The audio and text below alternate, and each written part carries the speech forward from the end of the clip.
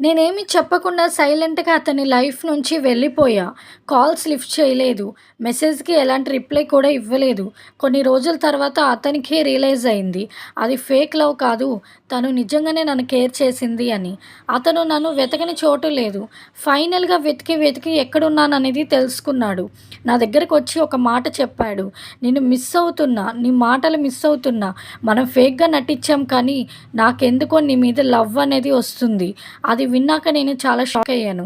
But తనకు అర్థమయ్యేటట్టుగా చెప్పాను. "నువ్వు నీ ఎక్స్ కోసం నన్ను యూజ్ చేసుకున్నావు. ఇప్పుడేంటంటే నీ మీద లవ్ వస్తుంది అంటావు. దీన్ని నేనెలా నమ్మాలి?" సో, నేను చెప్పిన మాటకి సైలెంట్‌గా అక్కడి నుంచి వెళ్ళిపోయాడు. ఇక్కడ ఏంటి అంటే మా లవ్ స్టోరీ అనేది ఫేక్‌గా మొదలైంది. బట్ నిజంగా లవ్ అయింది. కానీ టైం మాత్రం ఫేక్ కాదు. సో, ఈ స్టోరీ అనేది మీకు నచ్చిందనుకుంటున్నాను. మరిన్ని స్టోరీస్‌కి నా ఛానల్ ఫాలో చేయండి అండ్ లైక్ చేయండి. సబ్స్క్రైబ్ కూడా చేసుకోండి.